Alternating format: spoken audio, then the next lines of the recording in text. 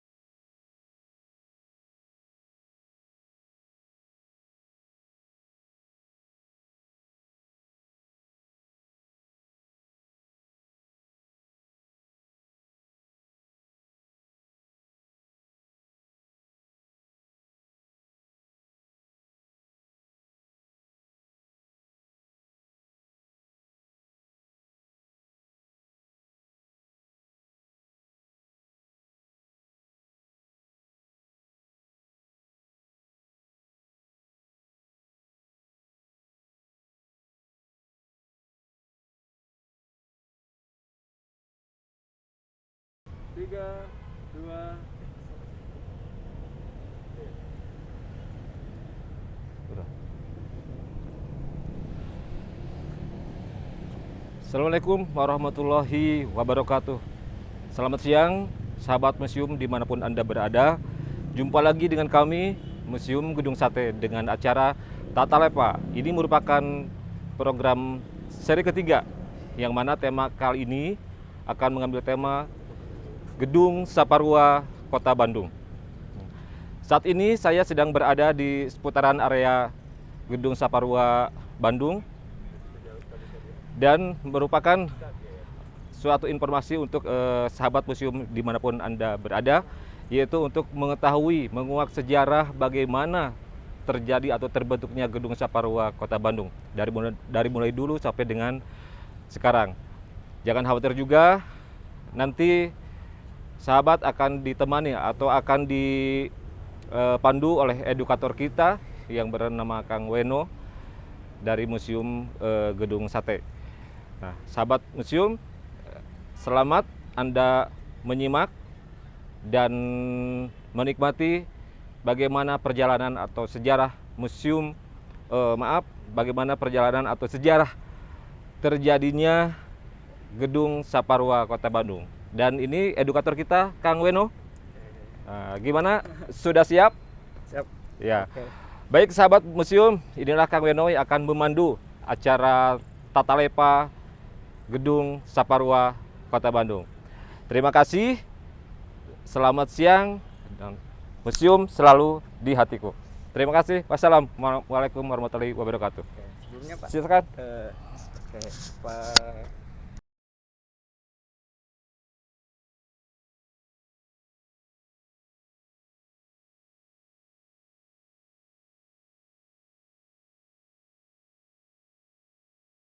Dua, satu.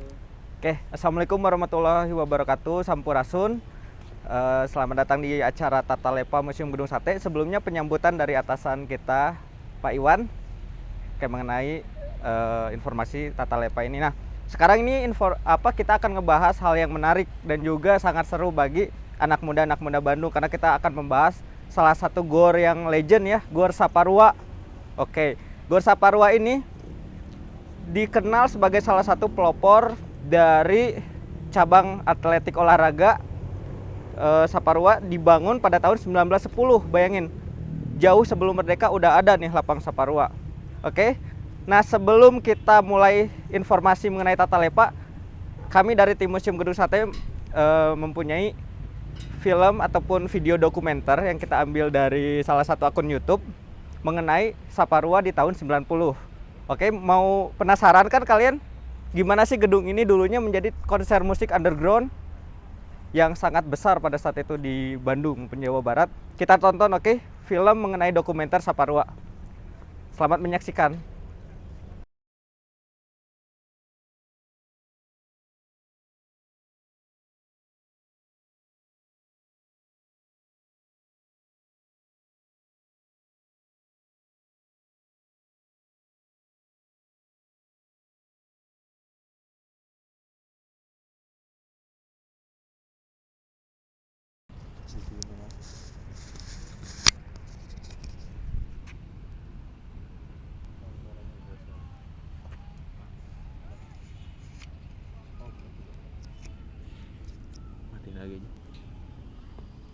Matiin lagi aja.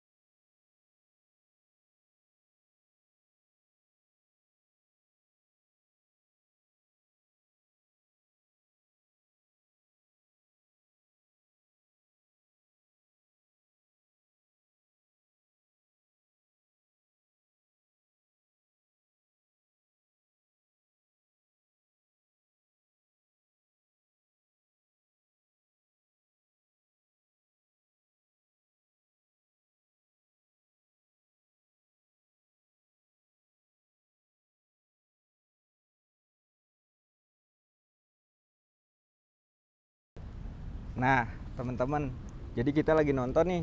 Sebenarnya nggak ditampilin suaranya. Jadi ini tuh gambaran ketika Saparua di tahun 90. Oke.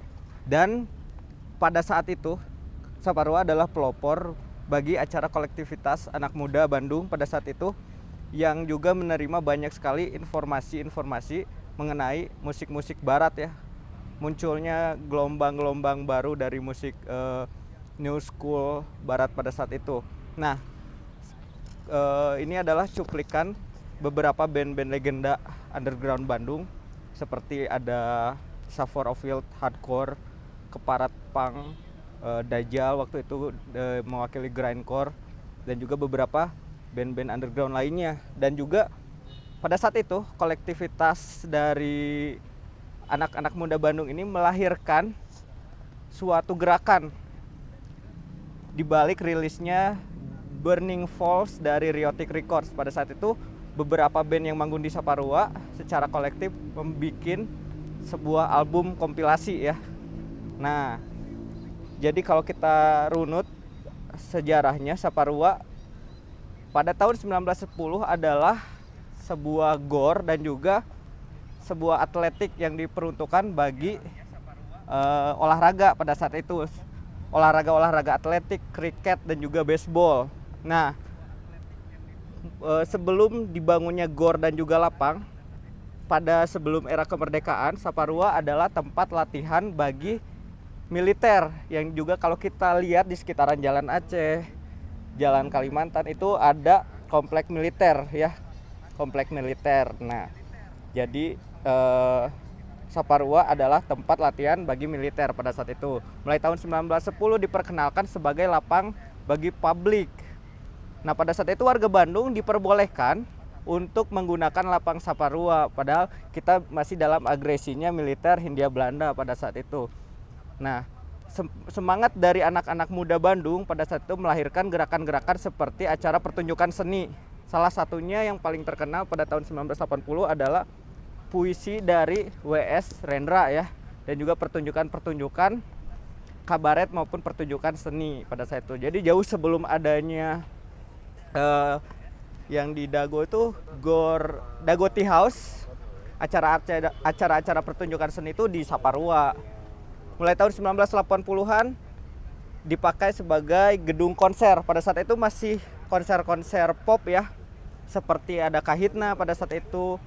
Ada artis-artis pop legendaris juga asal Bandung. Mulai beralih ke rock dan pada momentumnya tahun 90 nih.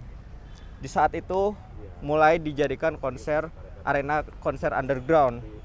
Oke, jadi perpaduan dari berbagai genre, berbagai komunitas melahirkan suatu acara kolektivitas. Nah, kita sambil jalan-jalan nih kondisi sekarang Saparua. Jadi karena selama pandemi COVID-19 ini Saparua mulai tidak aktif ya. Sebelumnya masih kita bisa gunakan sebagai trek lari, ada beberapa olahraga seperti skateboard ataupun sepatu roda juga yang mulai banyak lagi komunitasnya di Bandung gitu. Jadi semangat spirit of youth dari warga Bandung ini yang mengakibatkan banyak sekali munculnya gerakan-gerakan atau komunitas di Saparua ini. Oke. Nah, kita lihat nih kondisi Saparua yang sekarang. Jadi sayang banget nih teman-teman karena pandemi dan Saparuanya nonaktif ya sekarang. Kondisinya sepi seperti ini. Nah, ini adalah Gor Saparua yang kalian lihat tadi cuplikannya. Oke. Nah, kejadiannya unik nih. Jadi pada tahun 90 ketika konser itu biasanya diadakan seminggu 2 kali, bayangin. Seminggu 2 kali pada hari Sabtu dan juga Minggu. Pada saat itu biasanya anak-anak muda Bandung udah berkumpul nih di sekitar Saparua. Dan ketika acara konser dilangsungkan dari pagi hari itu tidak jarang juga beberapa pintu jebol, bahkan kaca-kaca juga sampai pecah ya pada saat itu karena saking banyaknya antusias. Dan beberapa konser ini melahirkan band-band legendaris yang berasal dari Bandung, bahkan Jasad ataupun Burger Kill pun sekarang sudah dikenal mancanegara ya, udah tur Eropa juga gitu. Nah, pengalaman saya waktu terakhir masih aktif itu 2007 Saparua. Di sini di lapangnya itu ada konser dari band punk Extreme Noise Terror. Waktu itu pada era Wali Kota Dada Rosada, beliau menjanjikan bahwa Saparua akan diaktifkan kembali sebagai konser musik, tapi kita juga nggak tahu realisasinya ya pada saat itu. Nah, itulah konser terakhir, konser besar. 2012 juga ada, kalau nggak salah tagline-nya itu adalah Ayeuna Salilana Saparua. Beberapa band underground maupun pop seperti Moka, Coil, dan lain-lain itu juga turut meramaikan acara Saparua ya. Ada pertanyaan Kang Wendo sambil berjalan nggak apa-apa ya? Oke, ada pertanyaan katanya. Oh, sebelumnya di belakang kamera ada Kang Mario dari tim kreatif dan juga ada Kang Iqbal dari tim program. Oke. Kang Wendo ini pertanyaan dari One Stop K-pop Cast katanya. Kalau konser K-pop di Saparua pernah nggak ya? Konser K-pop di Saparua ya. Oke, ada dari One Stop K-pop. One Stop K-pop. Oke, konser K-pop saat ini belum ada. Mungkin kedepannya ketika Saparua aktif lagi menjadi sebuah gor konser itu mungkin ya kedepannya bisa mengundang artis-artis K-pop mungkin ya Kang Iqbal ya. Nah, terima kasih sebelumnya untuk pertanyaannya. Ada lagi mungkin yang mau bertanya? Belum ada. Oke, kita sambil lanjut lagi. Jadi inilah GOR yang sangat melegendaris gitu. Bukan cuma pertunjukan konser underground, tapi beberapa pertunjukan seni yang dimana tujuannya itu adalah melawan neo imperialisme. Jadi beberapa atletikal dan juga beberapa konser kabaret gitu diselenggarakan di sini. Kalau sekarang kan ramenya di Dagoti House ya. Sebelumnya dulunya Saparua sebagai tempat pertunjukan yang paling mengundang perhatian dari warga Bandung gitu. Nah, kita sambil maju aja Kang Mario ya. Di situ juga ada lapang basket nih. Jadi lapang basket ini udah ada sekitar tahun 2000-an. Lapang basket di Saparua.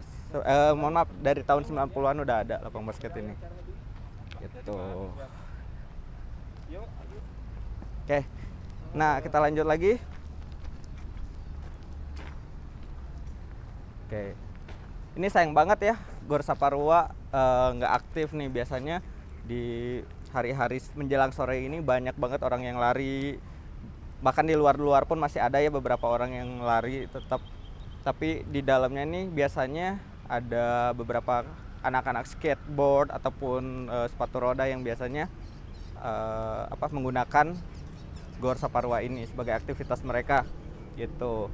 Nah, ada pertanyaan lagi Kang Iqbal? Apakah gedung Saparua saat ini bisa dipinjam untuk event dari umum?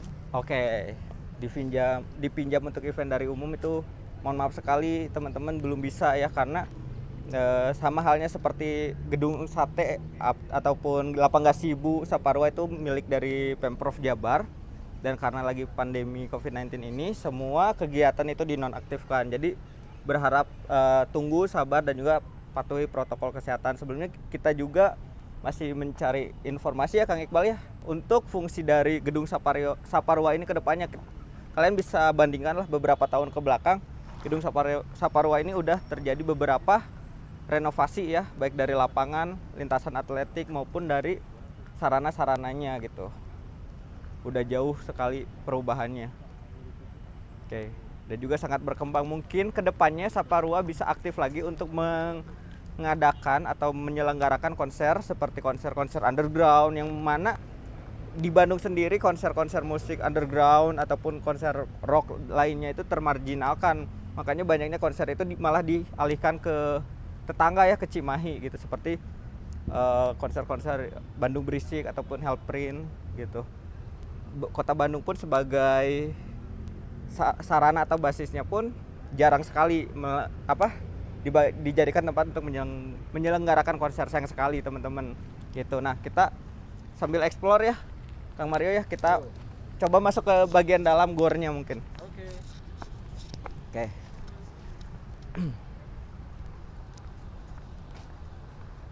Oke. Ini lewat sini Kang ya.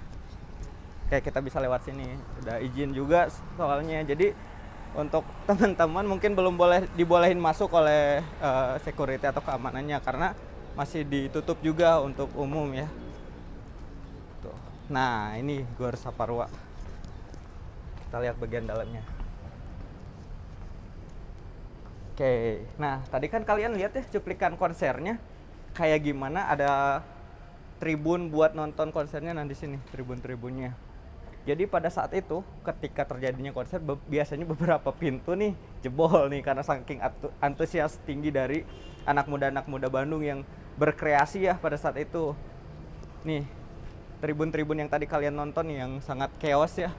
Ketika band punk atau band grindcore manggung, disinilah tempat dari sejarahnya gitu. Itu tadi ada beberapa band seperti Keparat ya, band punk yang sangat legenda di Bandung. Ada juga band hardcore Sapporo Field. Inilah kondisi Saparua sekarang gitu.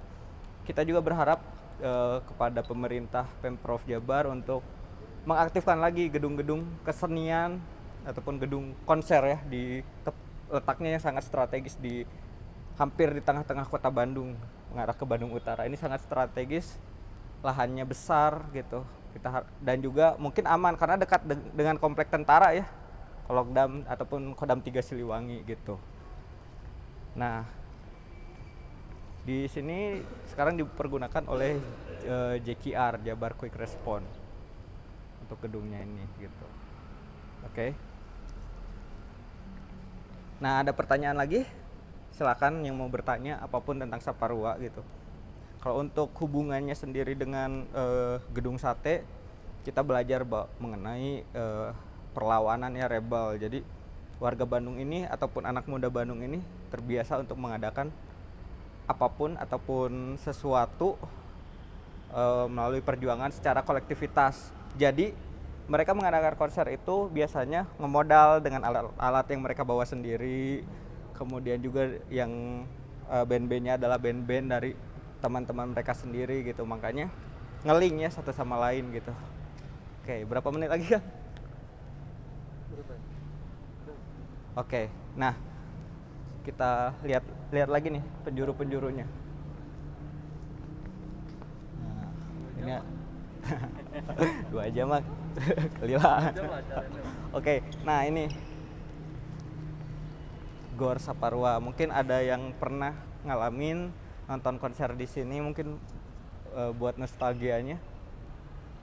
Wah, tadi kan nonton ya videonya kayak gimana serunya atau meriahnya Saparua pada saat itu gitu. Beginilah sebuah gedung konser yang telah lama ditinggalkan, Saparua. Oke. Mana lagi? Oke, kita ke area sana mungkin kan. Taman Dilan deket tuh di depan ya.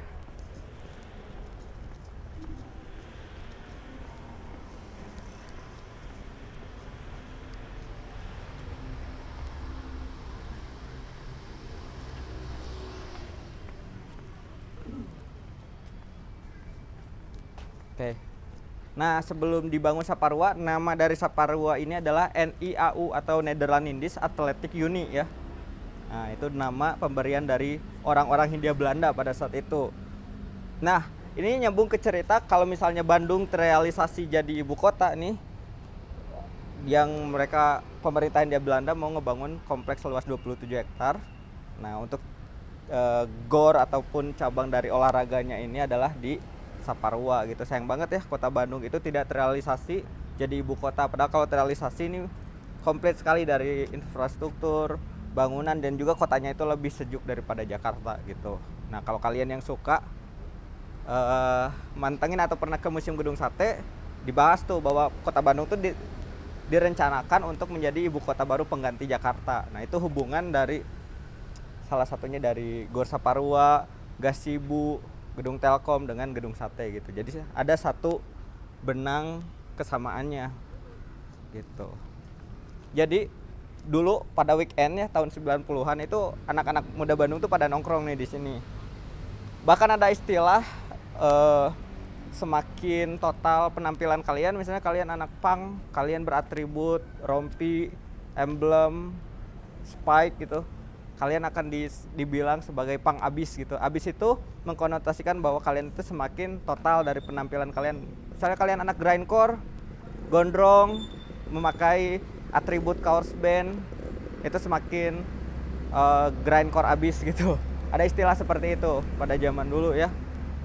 Nah, mungkin sekian tata lepa dari Saparua. Kalaupun kalian mau ada pertanyaan atau apapun mengenai Saparua sebelum kita tutup, boleh mangga tanyain aja mengenai Saparua ataupun seputar dari Saparuanya ya. Ada Kang? Oke. Jalan-jalan aja dulu. Oke, kita sambil jalan-jalan aja dulu mungkin. Oke. Pak, nanti nyusul Pak. Oke, kita lanjut lagi. Itu mungkin Pak Dedi kita wawancara mungkin. Oke, ini ada Pak Dedi yang punya Saparua. Pak Dedi, wawancara dulu nih. Nah, jadi teman-teman mau bertanya mungkin Pak untuk fungsi ataupun kedepannya Saparua ini mau dijadikan apa atau seperti apa? Enggak Pak Dedi? Ini aja. Langsung aja? Iya, langsung aja. Nggak usah dipijit nggak? Nggak ada masalah. Nah. fungsi mungkin Pak, fungsi kedepannya setelah pandemi beres. Oh, ya kembali ke fungsi awal. Heeh. Dari awal juga fungsinya ya kembali ke fungsi awal Saparua. Emang dari awal juga Saparua multifungsi. Multifungsi, Pak. Jadi core-nya itu bukan 100% olahraga, Oke. tapi ada leisure ya. Ya, bener Pak. Terus kuliner, Kuliner ya. olahraga beres. juga, memfasilitasi komunitas di sini aja udah berapa puluh komunitas dari komunitas BMX mungkin Pak. BMX, lari, senam, sepatu roda, Banyak pisan banyak. banyak pisan. Nah, banyak yang nanya Pak, ai konser musik juga baheula tiasa teu Pak? Konser musik ieu mah. Di lapangna mungkin Pak, karena kan gedungnya mah udah Jadi kemarin teh kedepannya seperti kalau konser musik yang kayak dulu underground. banyak underground, maksudnya penontonnya banyak banget gitu ya, kan Iya. gedungnya udah tua. Oke. Jadi ditakutkan kondisinya tidak bisa Menampung. gitu. Nah, kalau di lapangnya mungkin Pak kan dulu pernah ya konser musik metal di lapangnya Pak. Kalau saya mah secara pribadi mah pengen. Pengen tuh Pak Dedi juga. Saya resep, pribadi Pak. mah saya support, sebenarnya saya juga suka musik ya. Musik banyak. Jadi ya lah kembali ke fungsi yang dulu juga nggak Oke. apa-apa, bagus lah. Jadi Yang penting gini aja, intinya Saparua itu milik publik. oke, benar Ya, banyak. Jadi milik publik dipelihara oleh Pemprov. Pemprov Jabar di bawah naungan Biro Nah, Umum mungkin Setprov kita Jabar. mewakili publik Pak ya. Hmm. Ingin agar Pemprov mengusahakan untuk aktif lagi Pak si Saparua menjadi konser musik, konser kesenian. Ah, Jadi itu rame lagi Pak. harusnya ada permohonan dari publik, Oh, bukan dari nah, saya tuh. permohonan dari publik banyak. Kan kita mah pelayan publik, bukan? Oke. Nah, jadi kumar request gitu mah. Siap, Pak. Masa kita nyiapin area tapi publiknya tidak pakai kebutuhan mensupport keinginan publik, kan tidak nyambung. Ya, begitulah. Oke. Udah? Iya. Sebelumnya terima kasih banyak Pak Dedi Sugiri ya yang punya Saparua nih. Jadi kita mah sebagai publik mungkin Pak ya antusiasmenya tinggi, cuman kan perkara izin ataupun birokrasinya mungkin Pak ya. Nggak ribet Oh, izin nggak ribet birokrasi. tuh. Nggak ribet. Pak Dedi ini yang free cenah. Free. Aslinya free. Aslinya free tuh. Jadi kita hanya perizinan ke gedung sate, terus bikin surat rekomendasi ke perizinan ke gedung sate, diproses, keluar surat rekomendasi. Nah, asal sesuai dengan ketentuan aja, maksudnya ketentuan kegiatan acaranya sesuai dengan area di sini gitu. Oke, nah Pak sebelum kita tutup total ya Pak, dari Pak Dedi sendiri nih saran bagi anak-anak muda Bandung Pak yang pengen berkreasi gitu di Saparua, kan dulu teh ini teh terkenal dengan gedung perlawanan lah anak-anak mudanya Pak. Saran-saran Pak. Ya, saya mah full supporting untuk support. full support untuk Mantap, anak muda buat Pak Dedi. berkreasi mah, tidak itu mah hak Ah. asasi berkreasi mah. Nah, difasilitasi oleh Pak Gubernur. Kan kita dalam berkreasi itu masa dalam keadaan perut kosong dibuatkan food court, Pak Ridwan Kamil itu Bapak berpikir panjang Pak Gubernur mah. Jadi anak muda mah sukanya itu senang-senang, Betul. senang-senang urusan mulut, urusan perut ya. Iya. Kita waketiwi gitu, makanya disiapin sama Pak Gubernur. Cuman satu saya nitip, apa yang sudah disiapin sama Pemprov Jabar harusnya Pak Ridwan Kamil dipelihara bareng-bareng. Jadi jangan sampai Rusak Pak ya. seenaknya gitu ya. Kan anak ini milik masyarakat, bukan milik Pemprov Jabar. Kita pelihara bareng-bareng, kita jaga bareng-bareng. Nah. Jabar juara. Jabar juara. Oke, kenapa Kang? Dari Jarbers Klasik, jadi ada Pak Abah Iwan. Ya. Dia teh tahu tentang Jarbers. Pak Dedi atur nuhun Pak, selamat bekerja kembali. Oke, ada satu narasumber lagi mungkin ya tentang Jarber Festival nih yang banyak nggak diketahui. Jadi dulu ada pasar tahunan pada zaman India Belanda ya. Oke.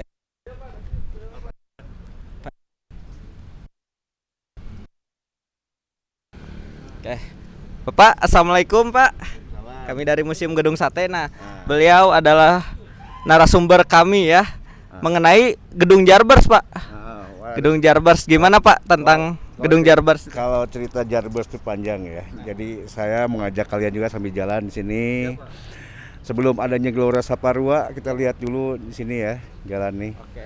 Bagi yang belum tahu Pak, boleh dijelaskan Gedung Jarbers itu apa Pak? Nah, jadi Jarbers itu festival tahunan ya. Festival tahunan. Festival tahunan setiap tahun pada bulan Juni-Juli itu. Di sini ada zaman Belanda dulu ya, tahun 20-an. Itu gedung Jarbersnya. Gedung Jarbers. Yang sekarang di Kodiklat ya, Kodiklat TNI. Nah itu gedung Jarbers. Itu ini kalau bisa bicara dia saksi segalanya. Nah, jadi kita kalau mau cerita sejarah dari sini mulainya kita ya.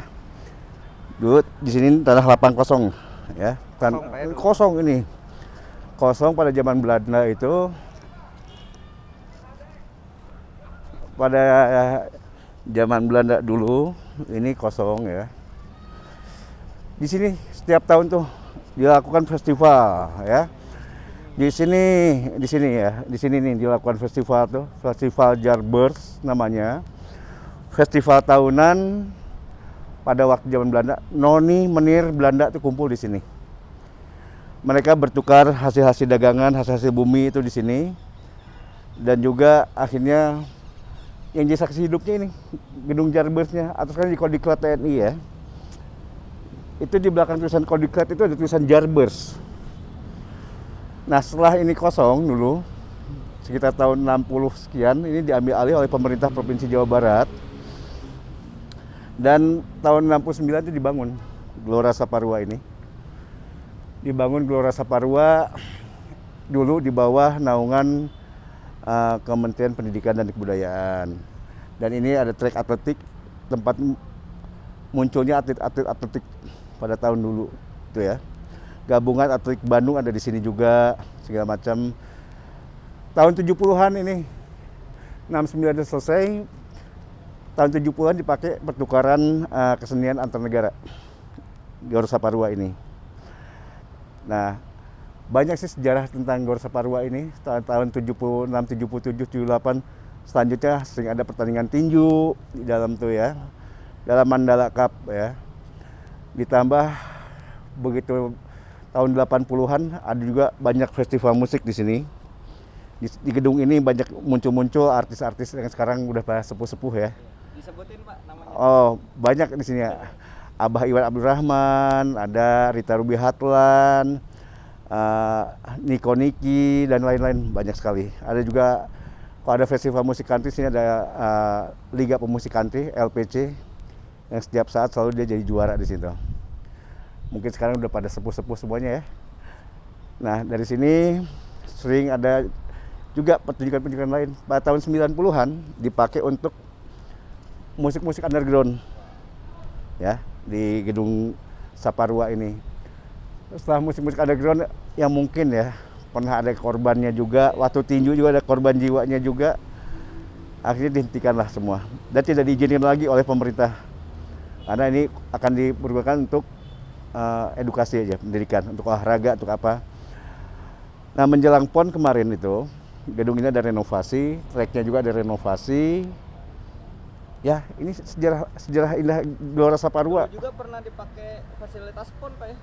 Iya, waktu itu ada di arena bela diri juga di sini. Ya.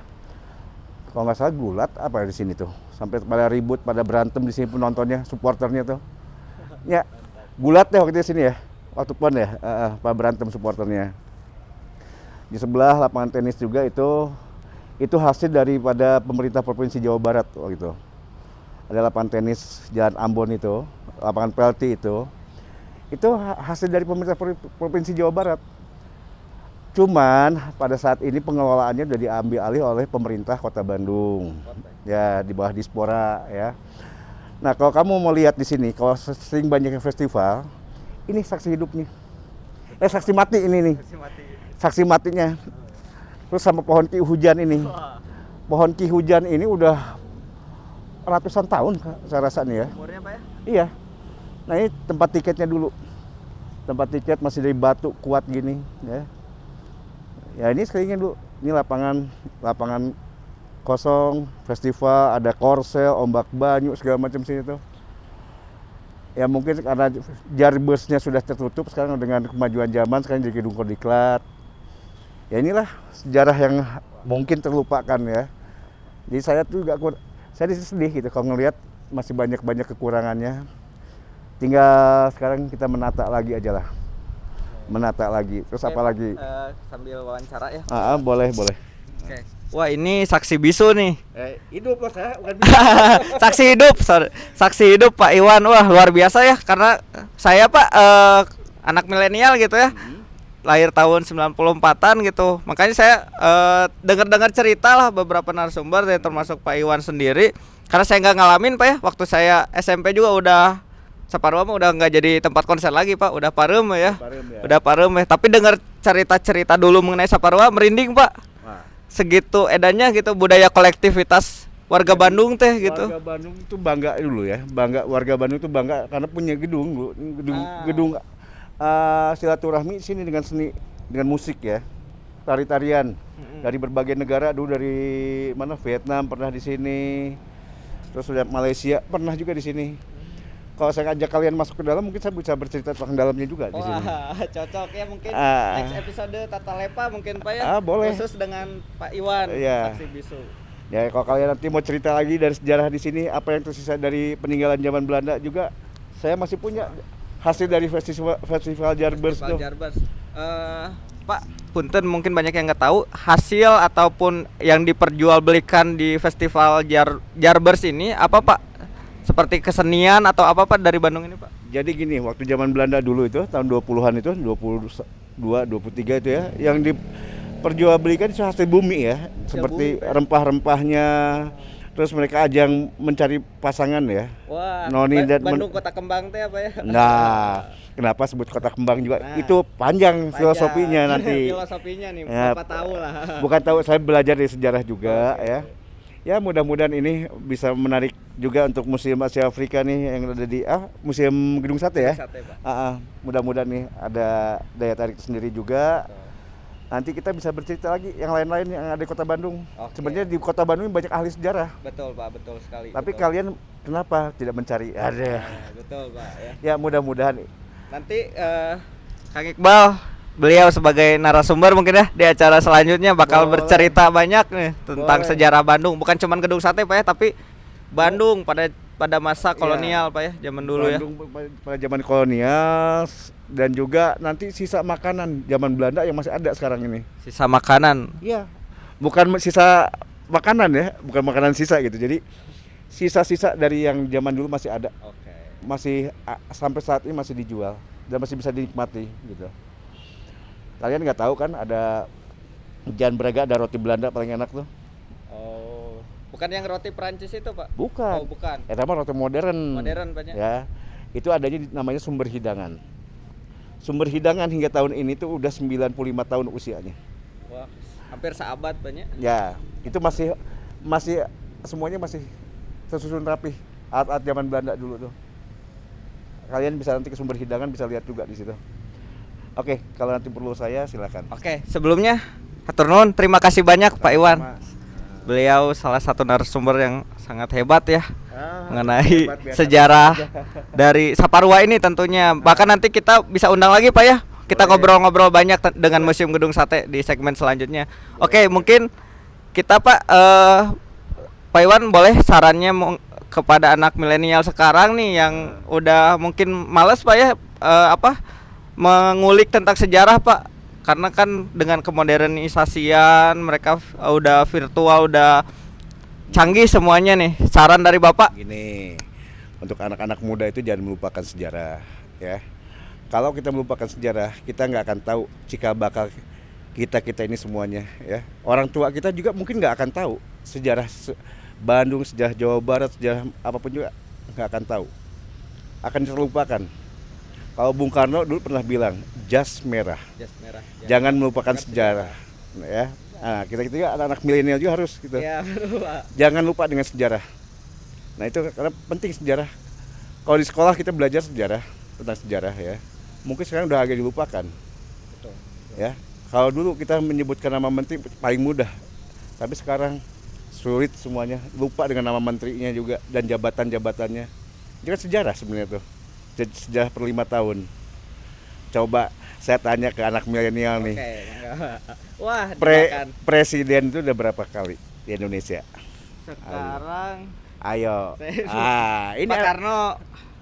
Oke. Sebutkan, bukan Pak Karno, siapa nama sebenarnya itu? Soekarno. Ya. Insinyur Soekarno. kemudian ke Pak Soeharto 2 tuh. Ya. Eh, Terus Pak Habibie, Gus Dur. Gus Dur dulu Oh, baru. Gus Dur, Pak Iya. Habibie, Mega, SBY. Pak Jokowi 7. Ya, jadi udah 7 ya. 7. Nah, makanya di sini anak milenial juga harus tahu sejarah. Ya, nggak boleh melupakan sejarah. Benar.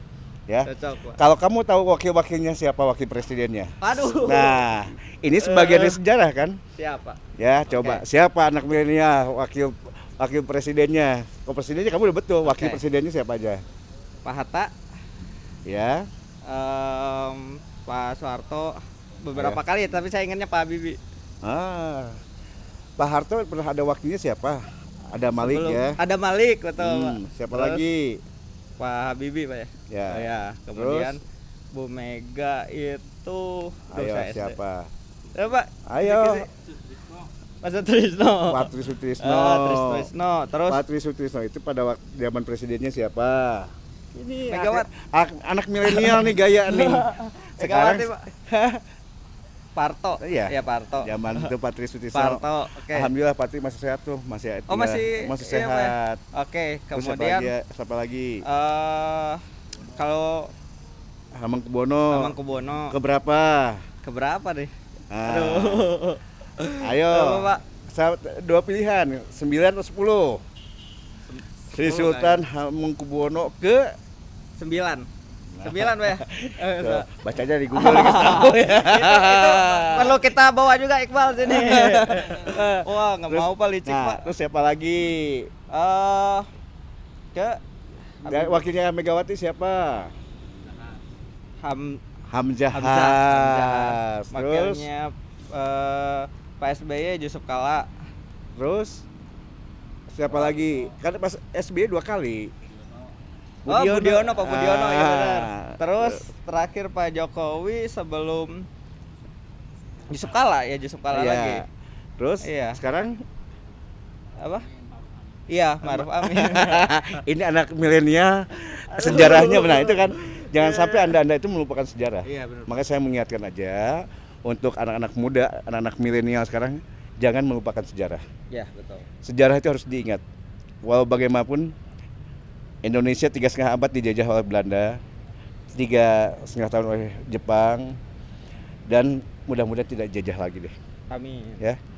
Nah ini sejarah-sejarah ini harus kalian pelajari juga untuk anak muda dan mudah-mudahan juga Jawa Barat. Nanti saya tanya lagi orang milenial nih, Nah, siapa gubernur pertama Jawa Barat? nah. Ayo. Raden Mas Sutarjo, Pak ya. Siapa lagi terus lanjutin yang ketiga. Waduh. Pak Masudi yang Pak Masudi teh sebelum Kak, saya nggak runut, Pak. 80 Pak Angkun Evi kan. Sebelumnya Masudi kalau nggak salah. Iya, Masudi ya. Dari Masudi ke siapa? Ke Pang. Dari Pak ke siapa? Om Yogi S. Mehmet ya. Pak Yogi, Terus ke Pak siapa Yogi, lagi? ke Pak Siapa? Dani belum, Pak? Belum. Belum. Siapa? Waduh. Siapa, Pak? Lupa saya, Pak. Pak Nuriana Pak ya. Nuriana. Dari Pak Nuriana ke Pak Dani. Dani. Dari Pak Dani ke Itu ke Aher. Bapak Aher, baru Aher Pak Kang Emil. Kang Emil ya. Mudah-mudahan juga Kang Emil juga masih mengingatkan juga sama anak muda tentang sejarah. Amin. Ya. Ya. Oke, terima kasih dari saya ya. Oke, Ketemu Pak Iwan. lagi sama saya nanti deh, gampang Siap. ya. Yang Nanti penting semua semangat. Pak Iwan, nanti kita jadikan narasumber di Boleh. acara selanjutnya, Pak ya. Saya sih mau jadi narasumber dimanapun juga. Oke, sebelumnya terima kasih yang udah mentengin Tata Lepa. Tata Lepa teh berkenalan, jadi menyambungkan informasi ke informasi lain gitu, Pak. Iya benar, Pak ya. Waduh, saya jadi dites nih sama Bapak. Atau nuhun pisan, Pak, udah mengingatkan anak-anak milenial sok dites ya iji-ijinya enggaknya ke Pak Iwan. Oke, hatur nuhun teman-teman. Kita jumpa lagi di next episode Tata Lepa dengan edukator selanjutnya mungkin ya. Sebelumnya saya Weno berterima kasih kepada teman-teman. Assalamualaikum warahmatullahi wabarakatuh. Hatur nuhun, sampurasun. Goodbye.